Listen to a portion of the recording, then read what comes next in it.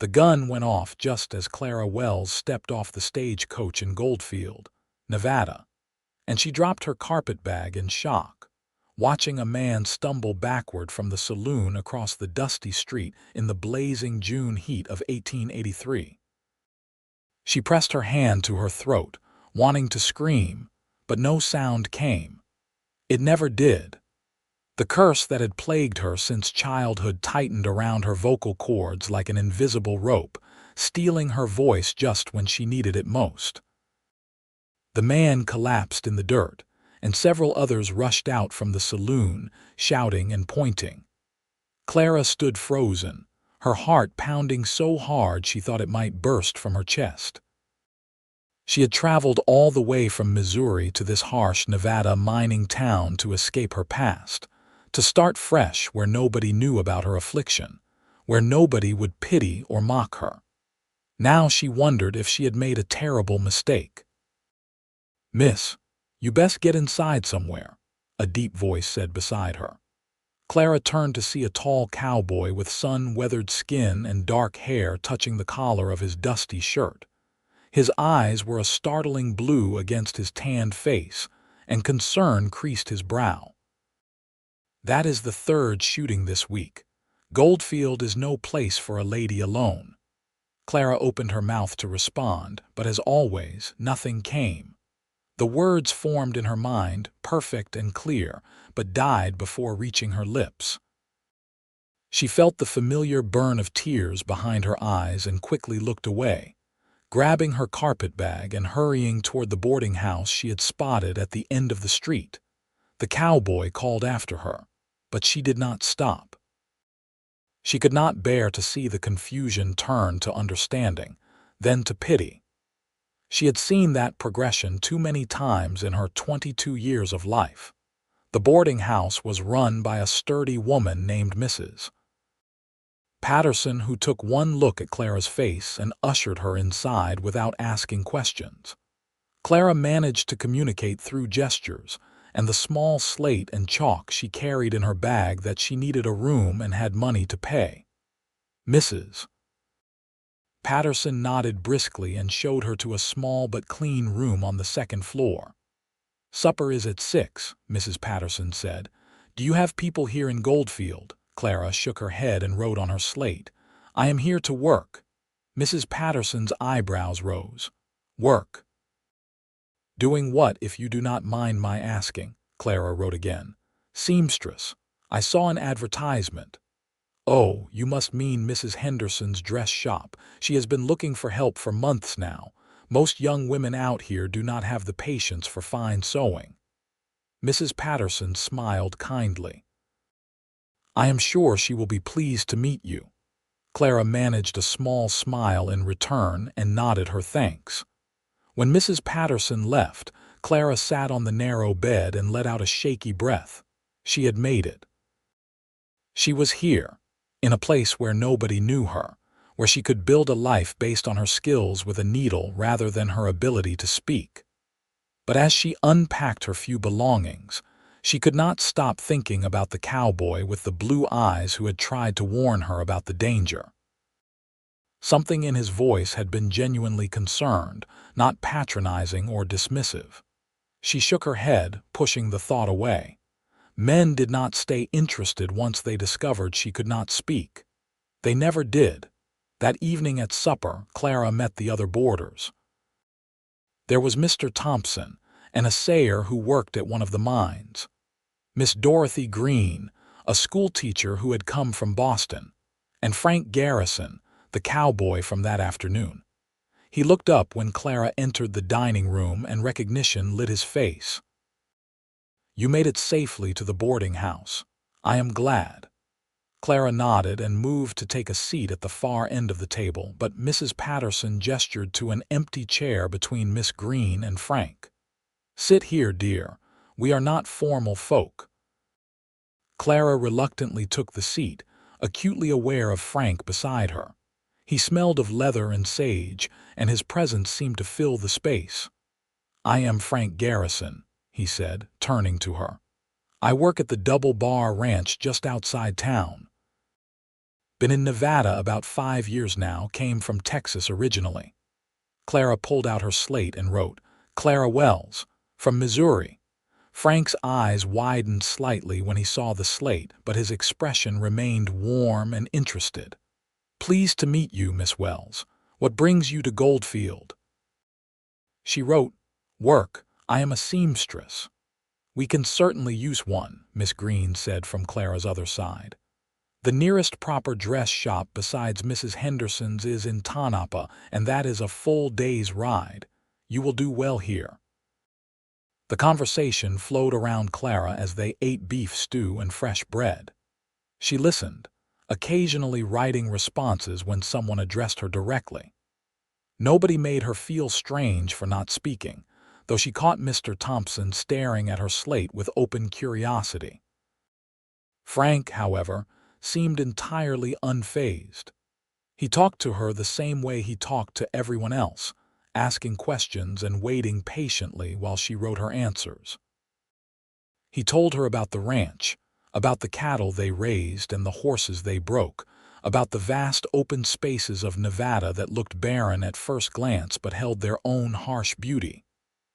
It is nothing like Missouri, I imagine, he said. The land here is hard, unforgiving. But there is something about it that gets in your blood, Clara wrote. It seems very different from home. Do you miss it? Missouri? She hesitated, then wrote, I miss some things, but I needed a fresh start. Frank nodded slowly, his blue eyes searching her face. I understand that. Sometimes a person needs to leave the past behind and build something new. There was a weight to his words that suggested he spoke from experience. Clara found herself curious about what had driven him from Texas to Nevada, but she did not want to pry.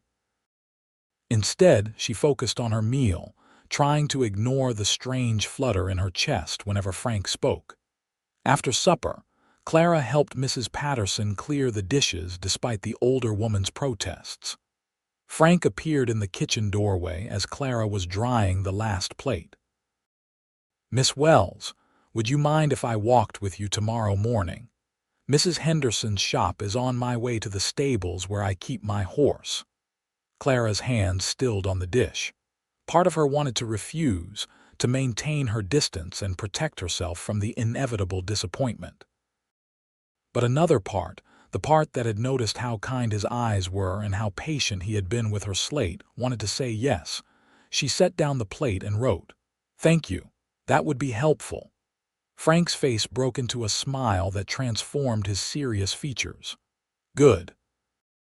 I will knock on your door at 7 if that suits you. Clara nodded, and Frank tipped his hat before heading back to the front room. Mrs. Patterson appeared at Clara's elbow, a knowing look on her face. Frank Garrison is a good man, she said quietly, honest and hardworking. He has had a hard past, but he has made something of himself here. Clara looked at the older woman questioningly, and Mrs. Patterson continued. He came here 5 years ago with nothing but a horse and a saddle, worked himself nearly to death on the ranch until the owner made him foreman. He sends money back to his sister in Texas every month, helping to raise her children after her husband passed. That tells you what kind of man he is. Clara felt something shift in her chest. She had learned to be wary of men who seemed too interested too quickly. But there was something genuine about Frank that made her want to trust him. That night, lying in her narrow bed and listening to the sounds of Goldfield settling in for the night, the occasional shout from a saloon, the lonely howl of a coyote in the distance, Clara allowed herself a small flicker of hope. Perhaps this new beginning would be different. Perhaps here she could be valued for who she was rather than dismissed for what she lacked. The next morning dawned hot and bright. The Nevada sun already fierce by the time Clara came downstairs in her plain blue calico dress, her dark hair pinned neatly beneath her bonnet. Frank was waiting in the front parlor, hat in hand, looking freshly washed and wearing a clean shirt. "Morning, Miss Wells," he said. Ready to take on Mrs. Henderson, Clara nodded, clutching her carpetbag which held her sewing implements and examples of her work. They stepped out into the morning heat, and Frank offered his arm. Clara hesitated for only a moment before taking it, feeling the solid strength of his muscles beneath the cotton sleeve. They walked in comfortable silence for a block, the town slowly coming to life around them. A few miners trudged toward the diggings on the edge of town, and shopkeepers swept the boardwalks in front of their establishments. "I hope you do not mind that I do not fill every moment with talk," Frank said. "I have always thought silence between two people can be just as meaningful as conversation if they are comfortable with each other." Clara felt tears prick her eyes at his words. All her life, people had tried to fill her silences with nervous chatter or had avoided her altogether because her inability to speak made them uncomfortable. Frank seemed to understand instinctively that her silence was not something to be feared or pitied. She pulled out her slate and wrote, "Thank you for understanding." He glanced at the words and nodded. "My mother lost her voice for nearly a year after a fever when I was a boy. She could not speak, but she found other ways to communicate. It taught me that words are not the only language we have."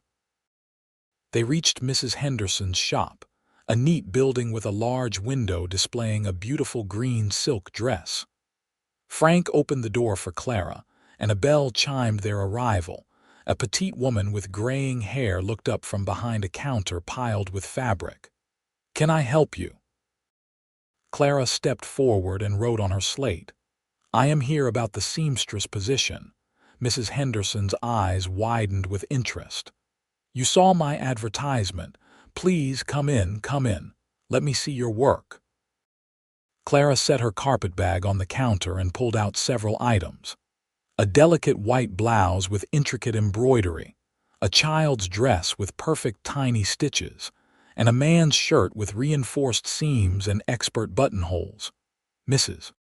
Henderson examined each piece carefully, her expression growing more pleased with every item. "This is excellent work, truly excellent. The embroidery alone is finer than anything I have seen in this territory. Where did you learn to sew like this?" Clara wrote. "My mother was a seamstress. She taught me from childhood." "Can you start today?" Mrs. Henderson asked eagerly. "I have 3 dresses that need to be finished by the end of the week and I am drowning in alterations." Clara nodded, relief flooding through her. She had a job. She could support herself. Frank, who had been waiting quietly by the door, caught her eye and tipped his hat. "I will leave you to it then. Perhaps I will see you at supper," Clara wrote quickly. "Yes, thank you for walking with me." His smile lit up his whole face. "It was my pleasure, Miss Wells, truly." After he left, Mrs. Henderson gave Clara an appraising look. "Frank Garrison is a fine man, and he clearly has taken a shine to you." Clara felt her cheeks heat, and she quickly wrote, "He is just being kind." Mrs. Henderson said, but she let the subject drop. "Now, let me show you what needs to be done." The work was demanding but satisfying. Clara lost herself in the rhythm of needle and thread, creating beauty from fabric and skill. Mrs. Henderson proved to be a fair employer, praising Clara's work and giving her increasingly complex projects as the days passed. In the evenings, Clara returned to the boarding house, where she would find Frank waiting to walk her home from the shop. He never pressed her for conversation, seeming content to walk beside her in companionable quiet, occasionally pointing out a particularly brilliant sunset or the flight of a hawk overhead. Sometimes he told her stories about his day at the ranch, about the ornery bull that had gotten loose or the young horse he was training. Clara found herself looking forward to these walks, to the sound of his voice and the easy comfort of his presence.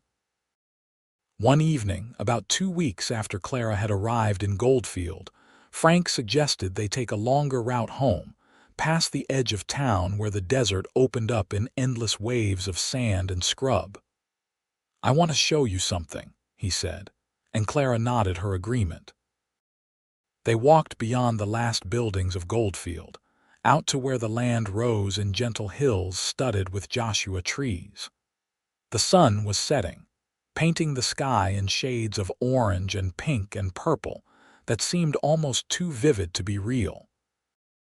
"This is what I meant about Nevada getting in your blood," Frank said softly. "The sunsets here are like nowhere else I have ever been. They make you feel small in a good way, remind you that there are bigger things than your troubles."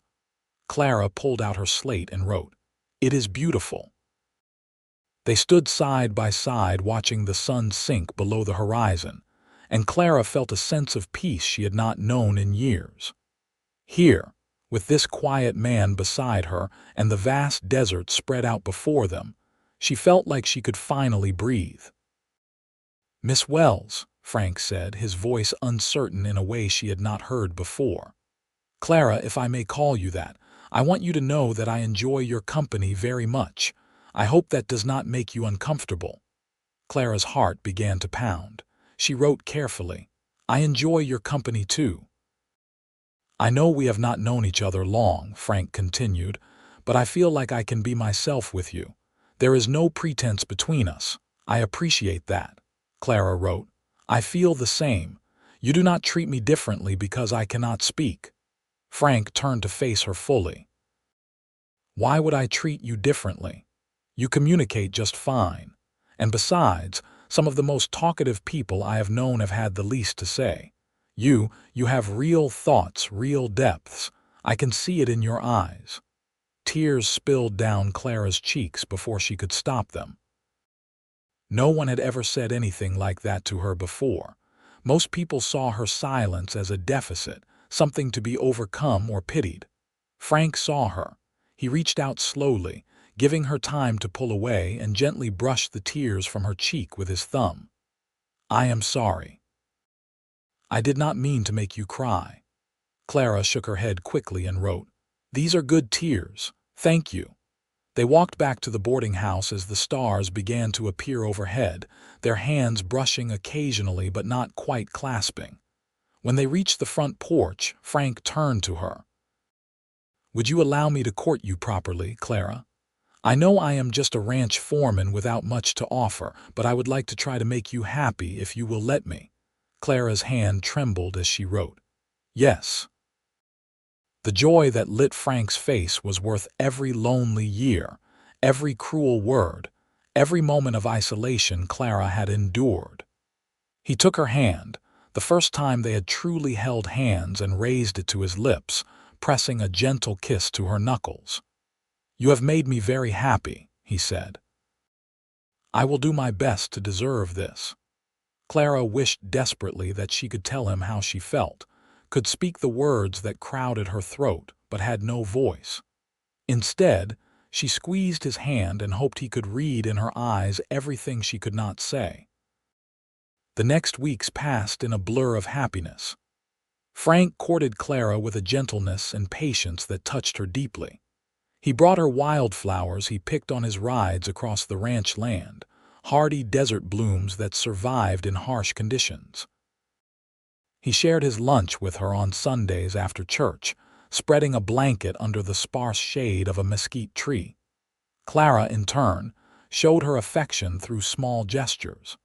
She mended a tear in his favorite shirt, making the stitches so fine they were nearly invisible. She made him a new handkerchief with his initials embroidered in the corner. She saved him the best biscuit from breakfast when she knew he had to leave early for the ranch.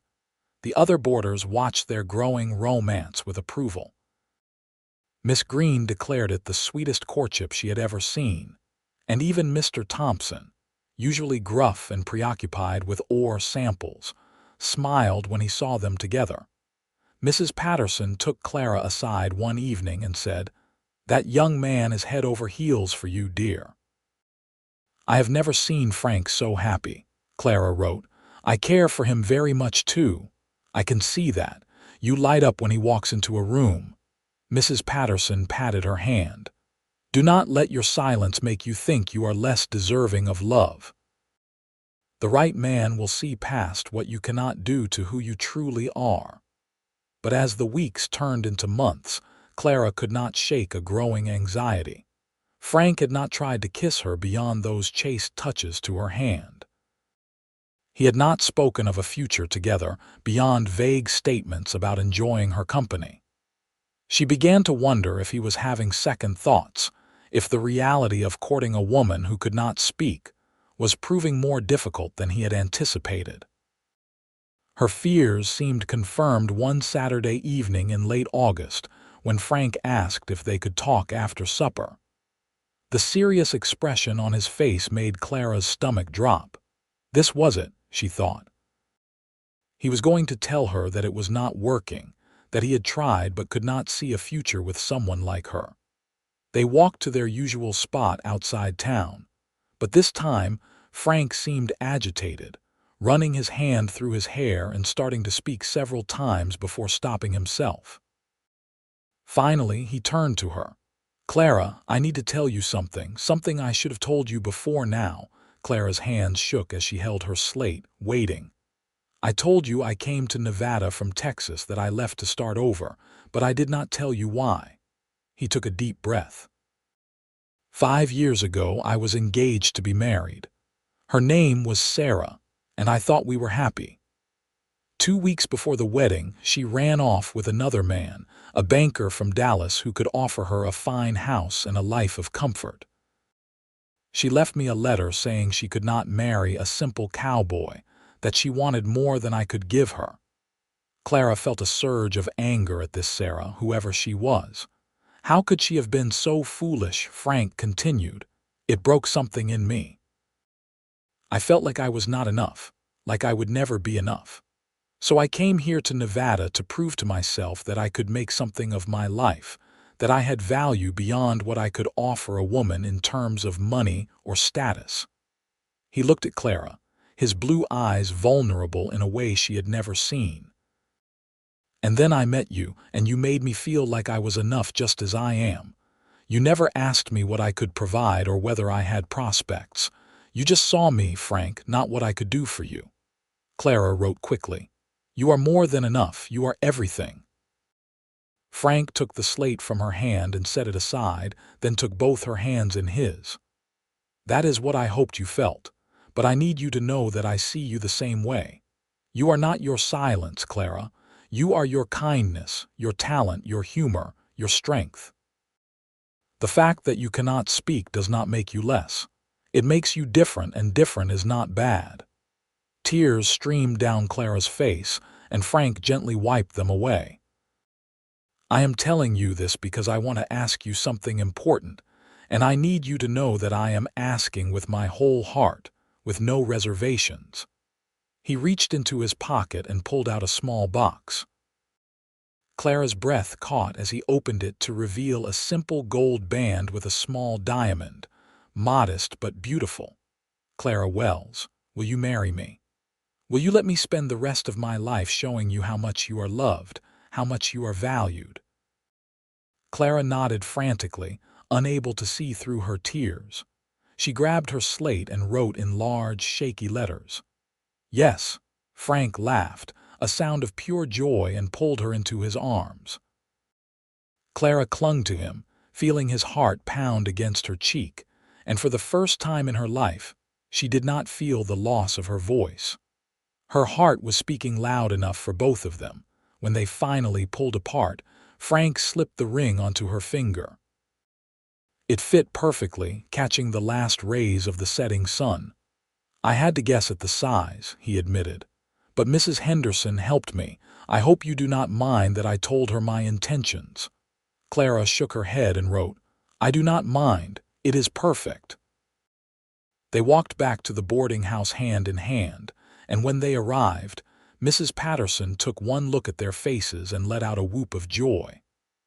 "They are engaged," she called into the house, and suddenly everyone was crowding around, offering congratulations and exclaiming over the ring.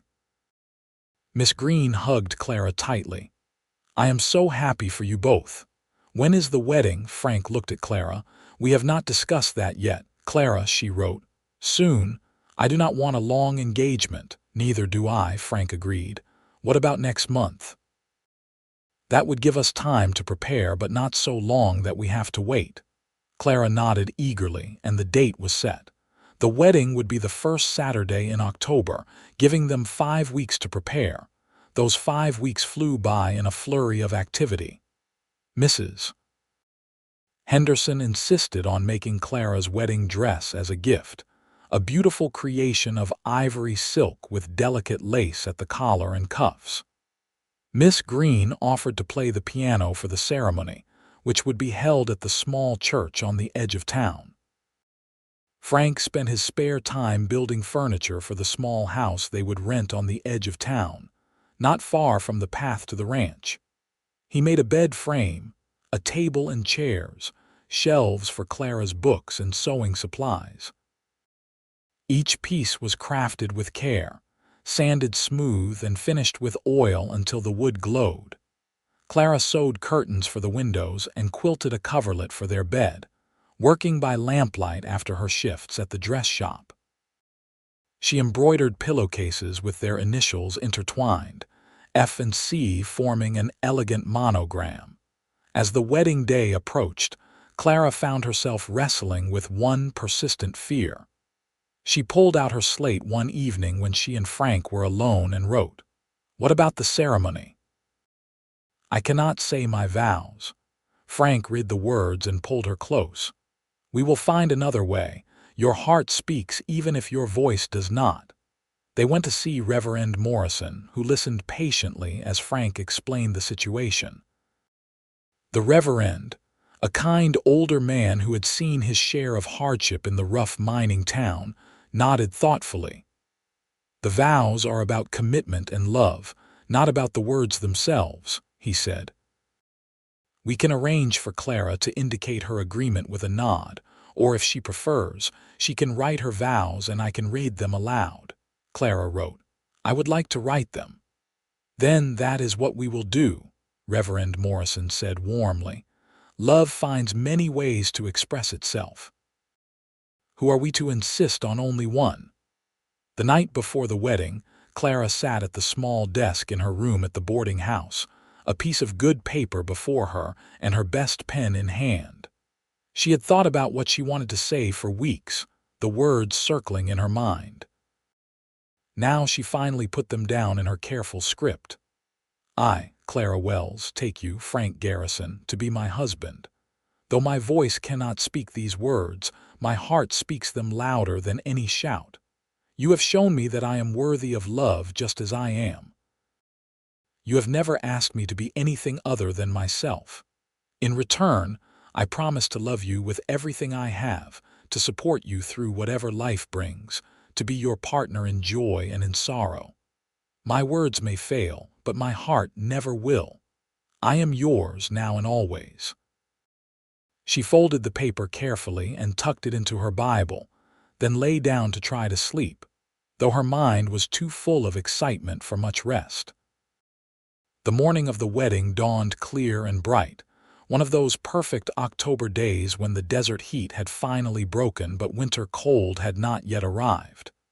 Miss Green helped Clara dress, exclaiming over the beautiful wedding gown. "You look like an angel," she said, tears in her eyes. "Frank is a lucky man," Clara wrote. "I am the lucky one." "That is how it should be," Miss Green said, pinning a wreath of late-blooming wildflowers into Clara's dark hair. "You should both feel lucky to have found each other." At 2 o'clock, Clara walked down the aisle of the small church on Mr. Thompson's arm. The assayer had offered to give her away when he learned she had no family in Nevada, and Clara had been touched by his kindness. But she barely noticed Mr. Thompson or the small gathering of townsfolk who had come to witness the wedding. Her eyes were fixed on Frank, standing at the front of the church in a new suit, his hair neatly combed and his face alight with love. When she reached him, he took her hand and squeezed it gently. "You are so beautiful," he whispered. Reverend Morrison began the ceremony, speaking about love and commitment, about two people joining their lives together. When it came time for the vows, he turned to Frank first. "Do you, Frank Garrison, take Clara Wells to be your lawfully wedded wife, to have and to hold from this day forward for better or worse, for richer or poorer, in sickness and in health, until death do you part?" "I do," Frank said clearly, his eyes never leaving Clara's face. "With all my heart, I do." Then Reverend Morrison turned to Clara. "Clara has written her own vows, which I will now read on her behalf." He unfolded the paper Clara had given him that morning and began to read. As he spoke Clara's words, her promises and declarations of love, she saw Frank's eyes fill with tears. His hand tightened on hers, and she knew he understood everything she had written, every sentiment she could not voice but felt with her entire being. When Reverend Morrison finished reading, he asked, "Do you, Clara Wells, take Frank Garrison to be your lawfully wedded husband, to have and to hold from this day forward, for better or worse, for richer or poorer, in sickness and in health, until death do you part?" Clara nodded vigorously, and Frank laughed through his tears. She reached up and gently touched his face, hoping he could see in her eyes everything she felt. "I now pronounce you husband and wife," Reverend Morrison said with a warm smile. "Frank, you may kiss your bride." Frank cupped Clara's face in his hands and kissed her gently, reverently, as if she were something precious beyond measure. Clara kissed him back, pouring all her love and joy into that moment, and the small congregation erupted in applause. They walked back down the aisle together, husband and wife, and Clara felt as if she were floating. The people of Goldfield crowded around them outside the church, offering congratulations and best wishes. Mrs. Henderson had organized a small reception at the boarding house, with cake and punch and music. Miss Green played the piano while some of the ranch hands Frank worked with provided fiddle accompaniment. Frank swept Clara into a dance, and though she had been worried she would not know the steps, he led her so confidently that she found herself moving naturally in his arms. "Happy," he murmured against her ear as they swayed to the music. Clara nodded and rested her head against his shoulder, closing her eyes and letting herself be completely in the moment. She was happy, happier than she had ever imagined she could be. As the sun began to set, Frank and Clara slipped away from the party and walked to their new home. Frank carried her over the threshold, and Clara laughed silently at the traditional gesture. Their house was small but cozy, just 2 rooms and a kitchen, but it was theirs. Clara wandered through it, touching the furniture Frank had made, the curtains she had sewn, feeling the reality of her new life settle over her like a warm blanket. Frank came up behind her and wrapped his arms around her waist. "What are you thinking?"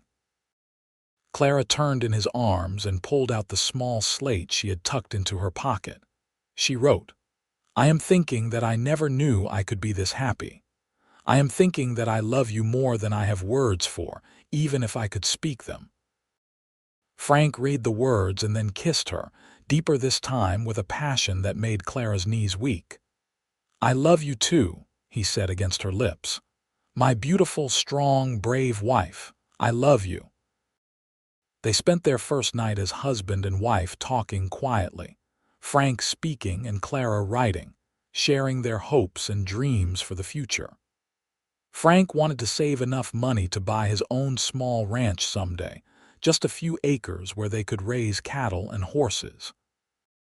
Clara wanted to eventually open her own dressmaking shop, creating beautiful things for women across Nevada. "We will make it all happen," Frank promised. "Together, we can do anything." Clara wrote, "Together." As the months passed, Clara settled into married life with a contentment she had never known. She continued to work at Mrs. Henderson's shop 3 days a week, and Frank rode out to the ranch every morning before dawn, returning in the evening tired but satisfied with his work. In the evenings, they would sit together, Frank reading aloud from the newspaper or a novel while Clara sewed, her needle flashing in the lamplight. Sometimes they would walk out into the desert to watch the sunset, standing in comfortable silence and drinking in the vast beauty of the land. Clara became a cherished part of the Goldfield community. The women of the town learned that her silence did not mean she had nothing to contribute. She joined the Church Ladies' Aid Society, helping to organize fundraisers and make quilts for families in need. Her quick fingers and generous spirit made her an invaluable member. When there was a crisis, people learned to look for Clara. She might not be able to speak words of comfort, but her presence was soothing, and her practical help, whether mending a torn dress or sitting with a sick child while the mother rested, was deeply appreciated. Frank grew in his role at the ranch, and by the following spring, the owner offered to sell him a partnership. It would take nearly all their savings, but it would mean Frank would own a portion of the land and cattle, with the potential to buy out the owner completely when he retired in a few years. Frank brought the offer home to Clara, laying out the risks and rewards. "It is a gamble," he admitted. "But I think it is a good one. What do you think?" Clara did not hesitate. She wrote, "Do it, I believe in you." Frank pulled her into a tight embrace. "I do not deserve you." Clara pulled back and wrote, "Yes, you do. We deserve each other." They invested in the partnership, and Frank threw himself into the work with renewed energy. Clara took on extra sewing projects to help rebuild their savings, working late into the night on intricate ball gowns for the wives of mine owners and simple day dresses for shopkeepers and teachers. One evening in early summer, about 8 months after their wedding, Clara felt a familiar queasiness that had been plaguing her for several days. She had been tired, too, sleeping later than usual and needing to rest in the afternoons. At first, she thought she was simply overworked, but as the symptoms persisted, a different possibility began to form in her mind. She went to see Dr. Matthews, the town physician, who confirmed what she had begun to suspect. She was with child, due in late winter. Clara walked home in a daze, one hand pressed to her still flat stomach. A baby. She and Frank were going to have a baby. Joy and terror warred within her. Would she be able to be a good mother when she could not speak to her child? How would she soothe a crying infant or answer a toddler's questions? But beneath the fear was an overwhelming happiness. She and Frank had created a life together, a child who would be a part of both of them. She could not wait to tell him. When Frank came home that evening, dusty and tired from a day of mending fences, he found Clara waiting for him on the porch. Something in her face made him hurry to her side. "What is wrong? Are you all right?" Clara nodded quickly and handed him her slate. On it, she had written simply, "We are going to have a baby." Frank stared at the words for a long moment, and then a whoop of joy burst from him. He picked Clara up and spun her around, then immediately set her down carefully as if afraid he had hurt her. "A baby," he said, his voice full of wonder. "Clara, we are going to be parents." She nodded, tears streaming down her face, and Frank kissed her, laughing and crying at the same time. That night, lying in bed with Frank's hand resting protectively on her stomach, Clara felt a sense of peace. Yes, she would face challenges as a mother who could not speak, but she had faced challenges her whole life and overcome them. She would find a way, just as she always had, and she would have Frank beside her, supporting her every step of the way. The pregnancy progressed smoothly through the hot summer months and into fall. Clara continued to work at the dress shop until she grew too large to comfortably sit at the sewing machine for long hours. Mrs. Henderson was understanding, telling her the job would be waiting when she was ready to return. The women of Goldfield rallied around Clara, throwing her a baby shower where they showered her with tiny gowns and soft blankets and practical advice. Mrs. Patterson knitted a beautiful christening gown, and Miss Green gave Clara a children's book of nursery rhymes. "You will read to your baby," she said firmly when Clara looked at the book with uncertainty. "Reading aloud is reading aloud, whether you can speak or not. That child will hear your voice through the words you choose." Clara had never thought of it that way, and the idea comforted her. Frank was impossibly excited about the baby. He built a cradle from smooth pine, rocking it obsessively to make sure it was perfectly balanced. He painted the bedroom in a soft yellow that would work for either a boy or a girl. He talked to Clara's growing belly, telling the baby about the ranch and the horses and the big, beautiful world waiting to be explored. In February, on a cold night when snow dusted the desert in a rare blanket of white, Clara's labor began. Mrs. Patterson fetched Dr. Matthews while Frank paced the floor, looking more terrified than Clara had ever seen him. "You are going to be fine," he kept saying. "You are the strongest person I know." Clara squeezed his hand and tried to smile through the contractions.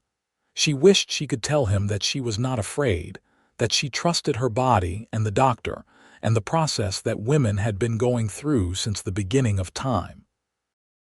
But all she could do was hold his gaze and hope he could read the confidence in her eyes. The labor was long and difficult, lasting through the night and into the next day. There were moments when Clara wondered if she would have the strength to continue, when the pain seemed more than she could bear. But every time she felt herself faltering, she would look at Frank's face, see the love and faith there, and find the will to keep going. Finally, as the sun was setting on the second day, their baby was born. A boy, healthy and strong, with a powerful set of lungs that announced his arrival to the world. "You have a son," Dr. Matthews said, laying the squalling infant on Clara's chest. "A fine, healthy boy." Clara looked down at the tiny face, red and wrinkled and absolutely perfect, and felt her heart expand in a way she had not known was possible.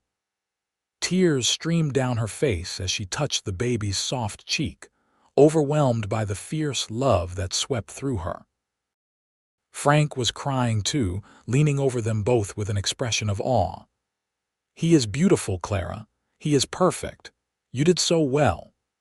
Clara wished she could tell him that she loved him, that this was the happiest moment of her life, that she could not imagine sharing it with anyone else. Instead, she reached for his hand and pressed it to her lips, then guided it to rest on their son's head. They named him Thomas Frank Garrison, Thomas after Frank's father and Frank to carry on his father's name. Little Tommy, as they quickly began calling him, was a content baby who nursed well and slept in stretches that Dr. Matthews assured them were unusually long for a newborn. Clara found that motherhood, while exhausting, came more naturally than she had feared. True, she could not sing lullabies or coo nonsense words at her son, but she found other ways to communicate her love. She held him close, letting him feel the steady beat of her heart. She hummed softly, a wordless melody that seemed to soothe him. And as Miss Green had suggested, she read to him, her finger following the words in Mother Goose and simple picture books, her eyes expressing what her voice could not.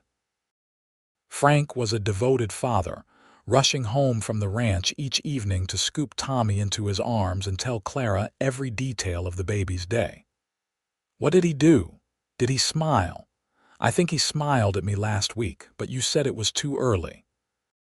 Clara would hand him her notes, detailed accounts of Tommy's feeding schedule, his naps, the funny faces he made, and the sounds he was starting to produce. Frank read every word, treasuring these glimpses into his son's young life. As Tommy grew from an infant into a toddler, Clara developed a system for communicating with him. She taught him simple signs, pointing and gestures that could convey basic needs and wants. She wrote things down for him as soon as he was old enough to start recognizing letters. And she led by example. showing him through her actions what kindness, patience, and love looked like. Tommy's first word was "Mama," spoken in his high, sweet voice when he was 14 months old. Clara was hanging laundry in the yard when she heard it, and she turned to see her son pointing at her with a huge smile on his face. "Mama! Mama!" Clara dropped the shirt she was holding and ran to him, scooping him up and spinning him around. She was laughing and crying at the same time, overwhelmed by the simple miracle of her child calling her by name, even though he had never heard her voice. Frank came home to find them like that, Tommy babbling "Mama" over and over while Clara held him close, tears streaming down her face. "He said it?" Frank asked, and Clara nodded vigorously. Frank joined the embrace, the three of them a tight knot of joy and love. As the years passed, Clara and Frank built a good life in Goldfield. Frank's partnership in the ranch prospered, and by the time Tommy was 3, Frank was able to buy out the original owner completely.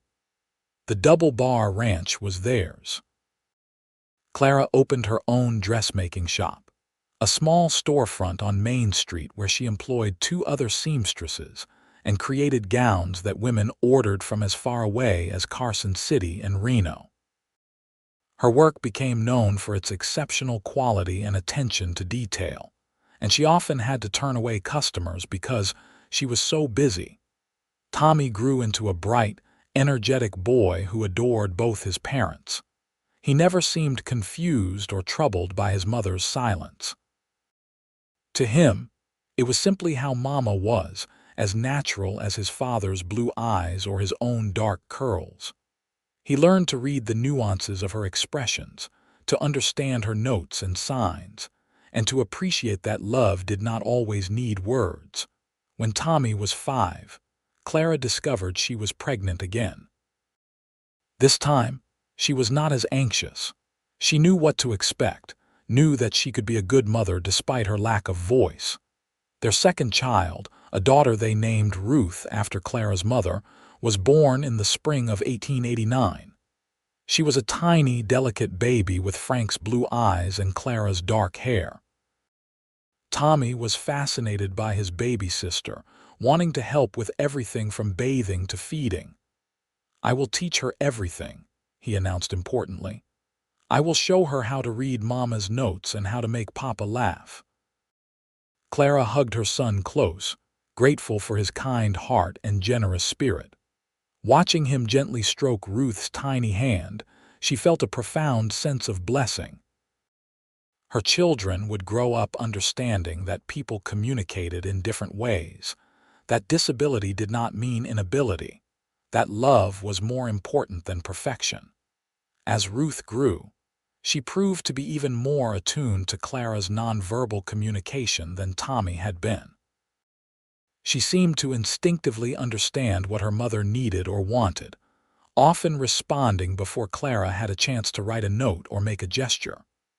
"Ruth is like you," Frank told Clara one evening as they watched their daughter, now 2 years old, playing quietly with her dolls. "She feels things deeply and expresses them in her own way. She is going to be special." Clara nodded, watching her daughter with love and pride. Both her children were special, unique individuals who were teaching her as much as she taught them. When Tommy was 10 and Ruth was 5, Frank came home one evening with news. A family was moving to Goldfield from back east, and they had a daughter who was deaf. The parents were worried about how she would fit in, whether the rough mining town would accept a child with a disability. "I told them about you," Frank said. "I said you would be happy to meet with them to show them that their daughter can have a full life here." Clara nodded without hesitation and wrote, "Of course, bring them to the shop tomorrow." The family, the Mitchells, arrived the next afternoon. Their daughter Emily was 8 years old, a shy girl with golden braids who kept her eyes downcast. Clara recognized the protective hunch of her shoulders, the way she tried to make herself small and unnoticeable. Clara approached Emily slowly and knelt down to be at her eye level. She smiled and pointed to herself, then made a gesture like locking her lips. Emily looked confused until her mother explained. Mrs. Garrison cannot speak, just like you cannot hear, but she has a very successful business and a wonderful family. Emily's eyes widened and she looked at Clara with new interest. Clara pulled out her slate and wrote, "Would you like to see what I do?" Emily nodded eagerly, and Clara led her through the shop, showing her the beautiful fabrics, the partially finished gowns, the intricate embroidery work. She let Emily touch the silks and satins, showed her how the sewing machine worked, made her laugh by putting a feathered hat on her head. By the time the Mitchells left, Emily was smiling and Mrs. Mitchell had tears in her eyes. "Thank you," she said to Clara. "Thank you for showing Emily that she can do anything." Clara wrote, "She can. Never let anyone tell her otherwise." Emily became a frequent visitor to Clara's shop, and Clara taught her to sew, to embroider, to create beauty with needle and thread. The girl had a natural talent, and under Clara's patient instruction, she flourished. Watching Emily gain confidence reminded Clara of her own journey, of how far she had come from the frightened young woman who had stepped off the stagecoach in Goldfield nearly a decade earlier. She had built a life here, a full and rich life filled with love and purpose. One evening, as Clara and Frank sat on their porch watching the sunset, Ruth playing in the yard and Tommy helping his father with some ranch paperwork, Frank put his arm around Clara's shoulders.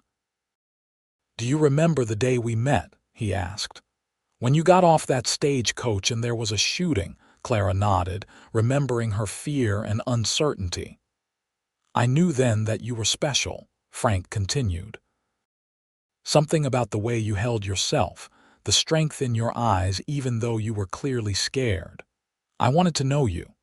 Clara pulled out her ever-present slate and wrote, "I was afraid of you at first, afraid you would lose interest when you found out I could not speak." "How could I lose interest in the most fascinating woman I had ever met?" Frank said. "You showed me that real communication goes so much deeper than words. You taught me to listen with more than my ears, to see with more than my eyes." Clara leaned her head on his shoulder, feeling the solid warmth of him, the steady presence that had been her anchor for nearly 10 years. She pulled the slate back and wrote, "You taught me that I was worthy of love, that my silence did not make me less." Frank kissed the top of her head. "Your silence never made you less. If anything, it made you more. It forced people to really pay attention, to really see you. And what I see is the woman I love more than life itself." Clara turned to look at him, and in his blue eyes she saw everything she had never been able to say aloud. She saw, "I love you and thank you and you are my home." She saw a lifetime of shared moments, of quiet understanding, of love that transcended words. She reached up and touched his cheek, and he covered her hand with his. No words were needed. Their hearts spoke a language all their own. Over the years that followed, the Garrison family continued to thrive. Tommy grew into a responsible young man who took naturally to ranch work, while Ruth showed a talent for drawing and painting that everyone recognized as exceptional. Clara's dress shop became one of the most respected establishments in Nevada, with customers coming from across the state for her designs. Frank's ranch expanded until the Double Bar was one of the largest operations in the region. But success never changed him. He remained the same kind, patient man who had seen past Clara's silence to the woman beneath. When Tommy turned 18, he announced that he wanted to attend college in California to study veterinary medicine. Clara was proud but worried. The world beyond Goldfield was not always kind to those who were different, and Tommy had grown up in a community that accepted his mother's disability without question. "What will you tell people about me?" she wrote on her slate the night before he was to leave. Tommy took the slate and read the question, then looked at his mother with surprise. "I will tell them the truth, that my mother is the strongest, smartest, most loving person I know.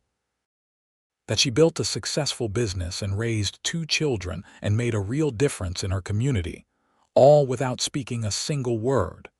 I will tell them that I am proud to be your son." Clara's eyes filled with tears, and she pulled Tommy into a tight embrace.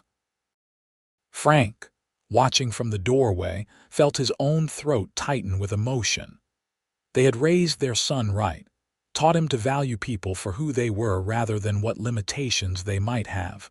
Ruth, now 13, was determined to follow in her mother's footsteps.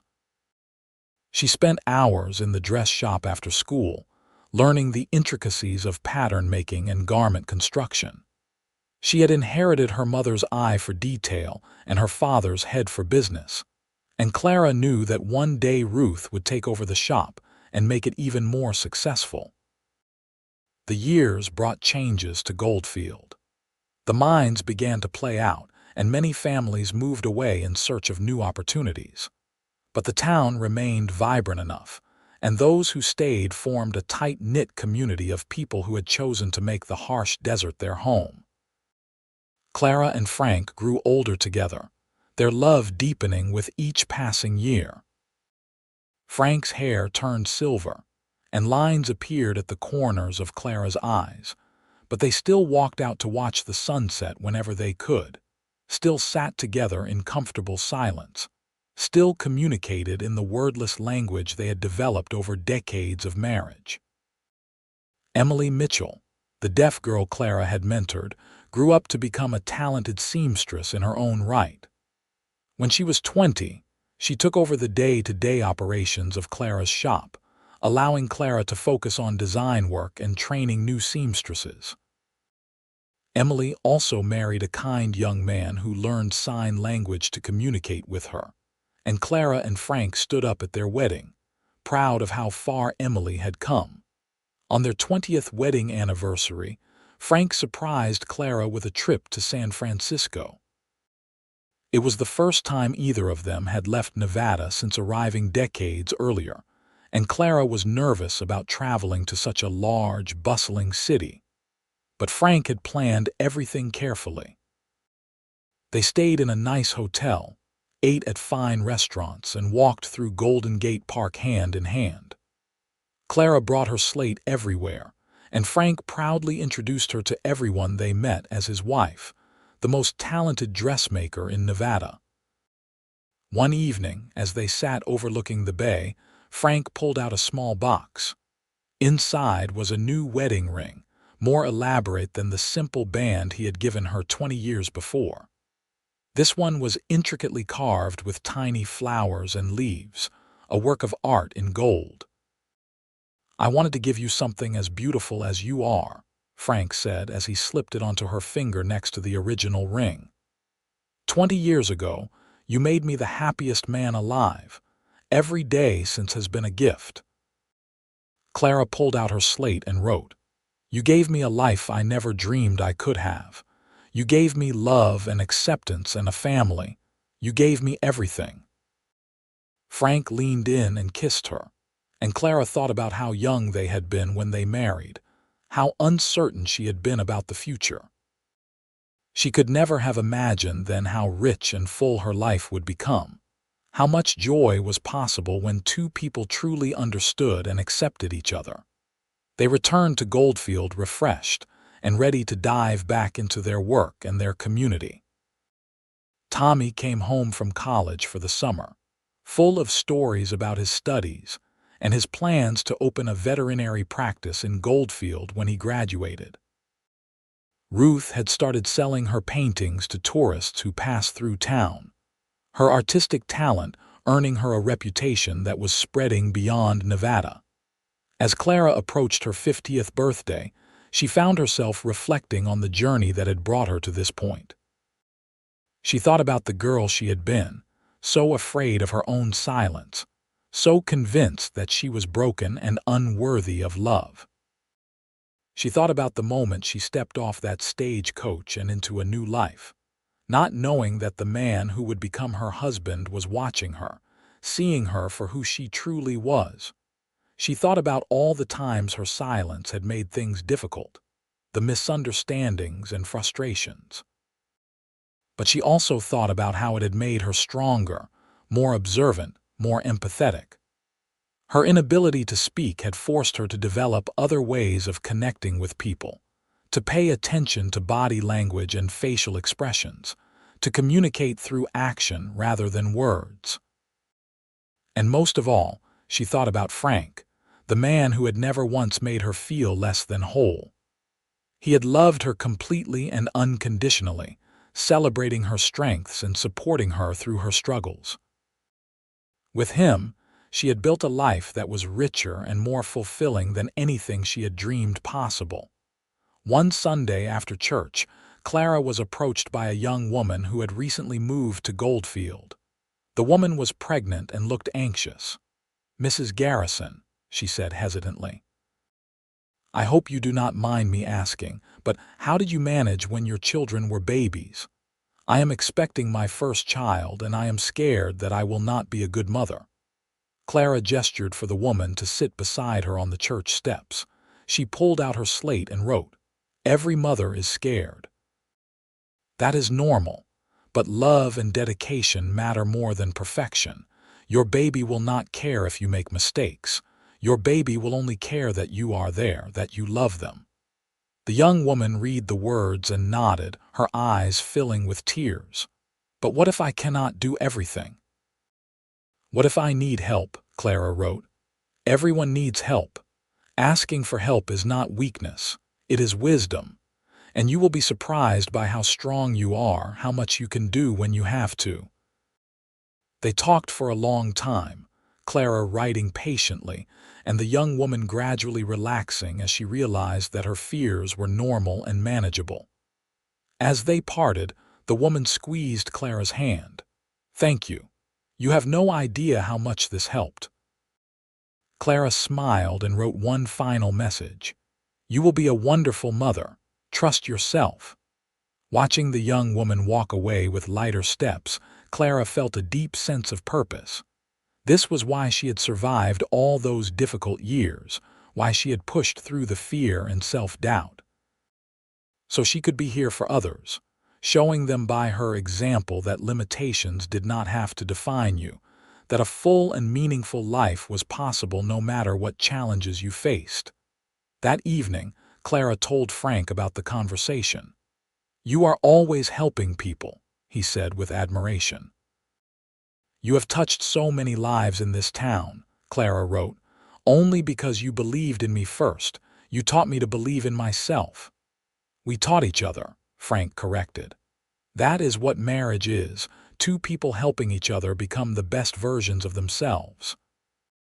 As the years continued to pass, Clara and Frank settled into the comfortable rhythms of middle age. They spent their days working at their respective businesses, their evenings with family and friends, their nights in each other's arms. They weathered difficulties together, a hard winter that killed some of the cattle, a fire that damaged part of the dress shop but was caught before it spread. Through everything, they remained each other's anchor and support. Tommy graduated from veterinary school and returned to Goldfield to open his practice. He married a kind young woman named Sarah, a schoolteacher who had come west from Ohio, and they settled in a house not far from his parents. Clara was thrilled to see her son so happy, to watch him build his own life and family. Ruth continued to develop her artistic talents, eventually opening a small gallery next to the dress shop, where she sold not only her paintings, but also beautiful handcrafted items from other local artisans. She had inherited her mother's business sense and her father's work ethic, and the gallery quickly became a popular destination.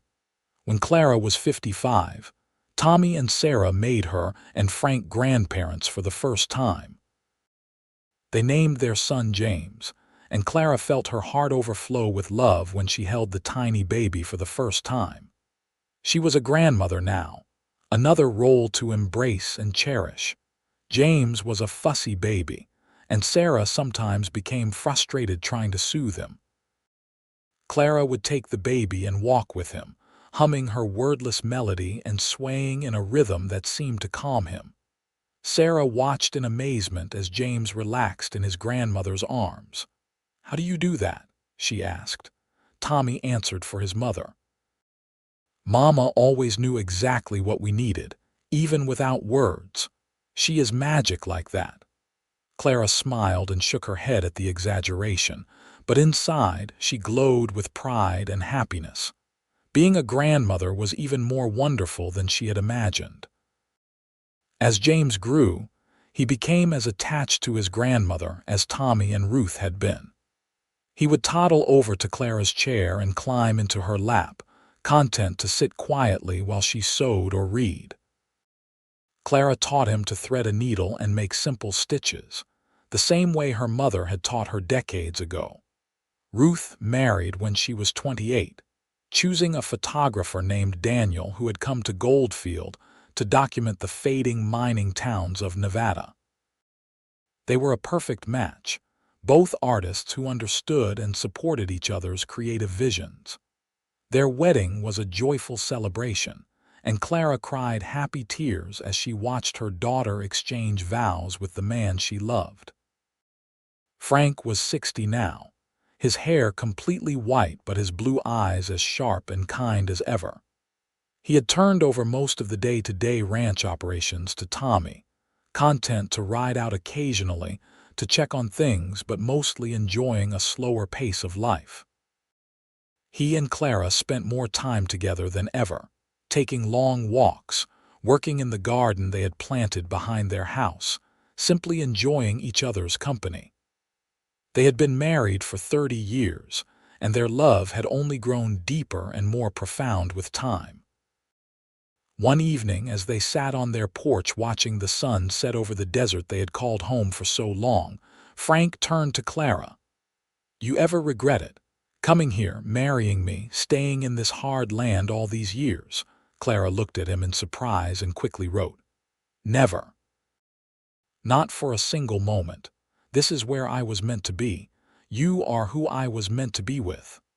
"Good," Frank said with satisfaction, "because I cannot imagine my life without you. You are the best thing that ever happened to me."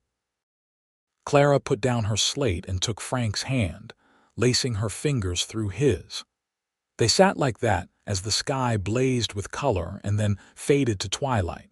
Two people who had found each other against all odds and built a life of meaning and love. As Clara entered her 60s, she began to think about the legacy she would leave behind. The dress shop was thriving under Emily's capable management, with Ruth's gallery bringing additional traffic and business. Tommy's veterinary practice had become essential to the ranching community throughout the region. Their family was growing, with more grandchildren arriving regularly, each one a blessing and a joy.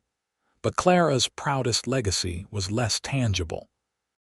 She had shown the people of Goldfield and beyond that disability did not mean inability, that a person could build a successful business, raise a family, contribute to a community, all without speaking a word. She had mentored young women like Emily, showing them that they could achieve anything they set their minds to. She had supported countless nervous mothers, taught dozens of children to sew, donated her skills to help those in need. She had lived a life of purpose and meaning, and she had done it on her own terms, without pretending to be something she was not one day. A writer from a San Francisco newspaper came to Goldfield researching a story about successful women in the West. Someone had told her about Clara, and she wanted to interview her for the article. Clara was hesitant at first, but Ruth convinced her to do it. "Your story could help so many people, Mama. Show them what is possible." So Clara sat down with the writer, Frank by her side, and told her story through written words and Frank's spoken additions. She talked about growing up unable to speak, about the isolation and frustration, about deciding to start over in Nevada and meeting Frank, about building her business and raising her children, about finding joy and purpose despite, or perhaps because of her silence. When the article was published several weeks later, it created quite a stir. Clara received letters from women across the country, thanking her for her example and asking her advice. Some were disabled themselves. Others were simply women trying to make their way in a difficult world. Clara answered every letter, her pen flying across the paper as she shared her experiences and encouraged them to believe in themselves. "You have become famous," Frank teased, though his pride was evident. Clara wrote, "Not famous, just someone who lived her life the best way she knew how." "Which is exactly what makes your story worth telling," Frank said. As Clara's 70th birthday approached, the family planned a large celebration. All their children and grandchildren would be there, along with friends from throughout the region. Ruth and Tommy wanted to make it a grand affair, a chance to honor their mother and everything she had accomplished. The party was held at the ranch on a beautiful spring day. Tables were set up under the trees, laden with food prepared by the whole community. Music played, children ran laughing through the grass, and Clara found herself surrounded by love. One by one, people stood to offer toasts and share stories about how Clara had touched their lives. Emily talked about how Clara had given her confidence and a career. Sarah spoke about Clara's patience and wisdom as a grandmother. Even little James, now a confident young boy of 10, stood up to say, "My grandmother is the best person I know. She taught me that being quiet is not the same as having nothing to say." When it was Frank's turn, he stood and looked at Clara with such love that she felt tears spring to her eyes. "50 years ago," he began, "I saw a beautiful young woman step off a stagecoach in Goldfield, and something told me my life was about to change. I had no idea how right I was. Clara, you have been my partner, my best friend, my love, my life. You have shown me what strength really means, what courage looks like, what unconditional love feels like. You gave me 2 wonderful children and welcomed me into a family I am proud to be part of. Every single day with you has been a gift. I love you more now than I did the day I married you, and I will love you until my last breath and beyond." Clara was openly crying now, as was most of the gathering. She stood and went to Frank, throwing her arms around him and burying her face in his shoulder. After a moment, she pulled back and took the slate that Ruth had thoughtfully placed nearby. She wrote carefully, making sure her words were clear. "I told you once that my words failed, but my heart did not. That is still true. My heart speaks to you every moment of every day, saying I love you, thank you, you are everything. You saw me when others looked past me. You valued me when others dismissed me. You loved me when I thought I was unlovable. You gave me a life beyond my wildest dreams. I am the luckiest woman in the world to have been your wife."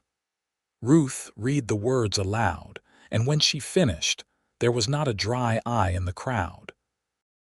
Frank kissed Clara gently, and their children and grandchildren surrounded them in a group embrace. As the celebration continued into the evening, Clara looked around at the life she had built. At Frank, still handsome despite his years, still looking at her with the same love he had shown from the beginning. At Tommy and Ruth, both happy and successful and kind. At her grandchildren, growing up strong and confident.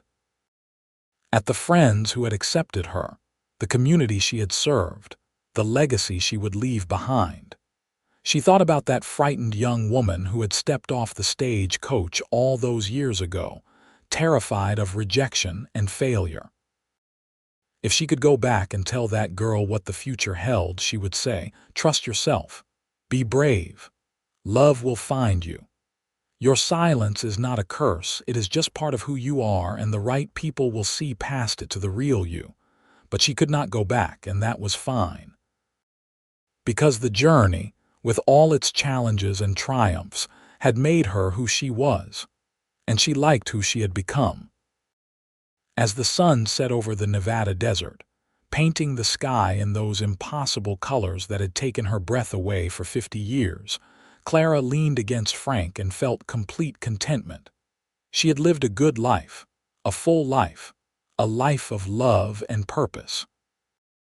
Her words might have failed, but her heart never did. And in the end, that was what mattered most. The years continued to roll by, bringing new joys and the inevitable sorrows. Frank's health began to decline when he was in his mid-70s, a slow weakening that worried Clara deeply. But he remained in good spirits, joking that he had lived a charmed life and had no complaints. "We have had 55 years together," he told Clara one evening as they sat in their favorite spot watching yet another spectacular sunset. 55 years of love and laughter and partnership. "How many people can say that?" Clara wrote. "Not enough." "No," Frank agreed. "Not nearly enough, but we can. We beat the odds, Clara. We found each other and built something beautiful." When Frank passed away quietly in his sleep at the age of 78, Clara felt a piece of her soul go with him. For the first time since she was a young woman, her silence felt like a burden because she could not scream out her grief, could not voice the aching loss that threatened to overwhelm her. But her children and grandchildren rallied around her, and the community that had embraced her decades ago showed up to support her now. The funeral was attended by hundreds of people, testament to the impact Frank had made during his long life in Nevada. Clara stood by his grave, one hand on the simple headstone, and said goodbye to the man who had been her everything. She did not need words for that. Her heart spoke loud enough, sending her love across whatever divide separated them now. In the months that followed, Clara learned to navigate life without Frank beside her. It was not easy.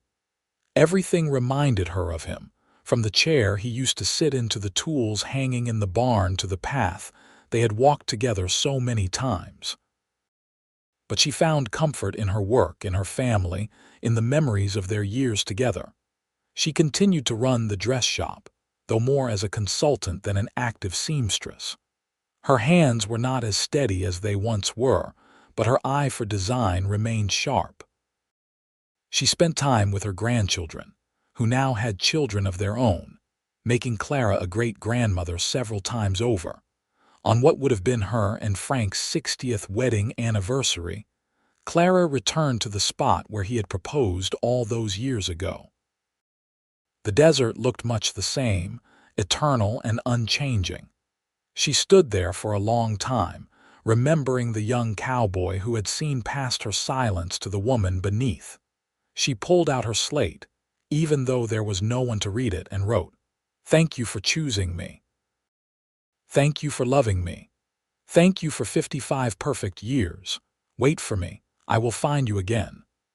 The wind swept across the desert, warm and constant, and Clara imagined it was Frank's answer, telling her he was waiting, he would always wait for her. Clara lived another 5 years after Frank passed, years filled with love and purpose and the satisfaction of a life well lived. She saw Ruth's gallery expand and Tommy's practice thrive. She held more great-grandchildren and taught them the same patient lessons she had taught their parents and grandparents. When she finally passed away peacefully, at the age of 83, surrounded by family, the whole town of Goldfield mourned. The church was packed for her funeral, and people stood to share stories of how she had touched their lives, how she had shown them what real strength looked like, how she had made a difference in their community and in their hearts. She was buried next to Frank, their headstones side by side, united in death as they had been in life. On her stone, beneath her name and dates, Ruth had inscribed the words that had defined her mother's life. "My words failed, but my heart did not." Years later, the story of Clara and Frank Garrison would still be told in Goldfield. The dress shop that Clara had founded continued to operate, passed down through generations of women she had trained. The gallery Ruth had opened evolved into a museum celebrating the history of the town, with a special exhibit dedicated to Clara's life and work. Tommy's son James, the fussy baby who had calmed in his grandmother's arms, became a historian and wrote a book about the women who had shaped the American West. He devoted an entire chapter to his grandmother, using her story to illustrate how women with disabilities had contributed to frontier communities in spite of tremendous obstacles. But the most important legacy Clara left was less tangible than businesses or books. It was the example she set, the proof she provided that love transcends words, that strength comes in many forms, that a life of meaning and purpose is possible for anyone willing to work for it. She had chosen to be brave when it would have been easier to hide. She had opened her heart when it would have been safer to guard it. She had believed in herself when others doubted her. And she had found a love that sustained her through every challenge, every joy, every moment of her long and remarkable life. In the end, Clara Wells Garrison proved what she had known all along, what Frank had recognized the moment he met her. Words were just words. What mattered was the heart behind them, the soul that gave them meaning, the love that made life worth living. Her words might have failed, but her heart never did. And that heart, that brave and loving heart, left an imprint on the world that time could never erase. The cowboy had chosen the bride who stood in silence, and together they had built something that would endure long after they were gone, a testament to the power of love, the strength of the human spirit, and the truth that sometimes the most profound things are said without speaking a single word.